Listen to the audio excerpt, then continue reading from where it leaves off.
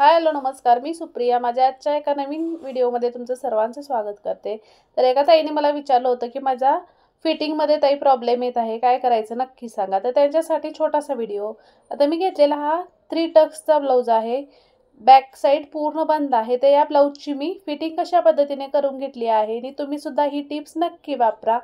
Video आवडल्यास नक्की share करा. ब्लाऊजचं जर तुम्हाला परफेक्ट फिटिंग हवं असेल तर काय करायचं बघा. आता पाठीमागचा आणि समोरचा हा ब्लाऊजचा भाग मी तयार करून घेतलेला आहे. शोल्डरसुद्धा जोडून घेतलेले आहेत. हे झाल्यानंतर काय करायचं, एकदा तुम्ही जो पाठीमागचा भाग आहे आणि समोरचा भाग दोन्ही एकसारखे आहेत का, कमी जास्त होत नाहीत ते एकदा बघून घ्यायचं. आणि काज बटनपट्टी आपण लावतो त्या पद्धतीने तर ठेवून घ्यायचं. आणि हे जे आहेत हे भाग सेम यायला पाहिजे. इथला कमी जास्त भाग झाला नाही पाहिजे. कोणताही पाठीमागचा किंवा पुढचा जर कमी जास्त होत असेल तर एक कोणता जास्त आहे तो कटिंग करून घ्यायचं. आणि हा असा गोलाकार यायला पाहिजे बघा. म्हणजे पाठीमागचा भाग जास्त आणि समोरचा भाग कमी, कारण आपण सुरुवातीलाच हा असा समोरचा भाग कमी घेतो.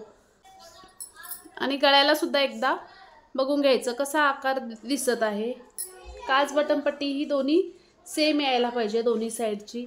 आणि इथं जर तुम्हाला जास्त वाटत असेल तर कट करून घ्यायचं. दोन्ही भाग सेम करायचं.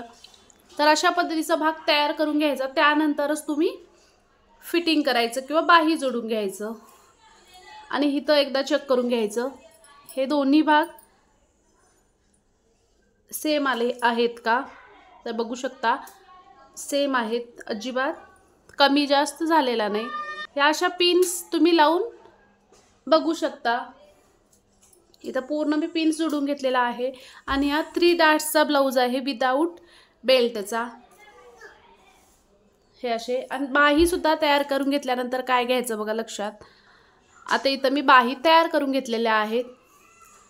बाही तयार केल्यानंतर एकदा तुम्ही चेक करून घ्यायचं की बाही तयार केल्यानंतर हा समोरचा भाग हा असे आलेला आहे. उजवी डावी बाजू बघून घ्यायचं.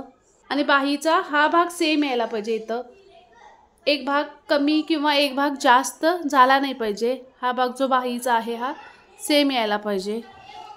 त्यामुळे फिटिंगमध्ये व्यवस्थित दिसते. आणि आर्महोल्समध्ये व्यवस्थित एकसारख्या शिलाया ज्या येतात त्या इथं याच्यामुळे कमी जास्त होतं बघा. ब्लाऊजमध्ये दोन्ही बाही एकत्र जॉईन करून बघायच्या. बाहीची उंची व्यवस्थित आहेत का, त्यानंतरच तुम्ही बाही जॉईन करून घ्यायच्या.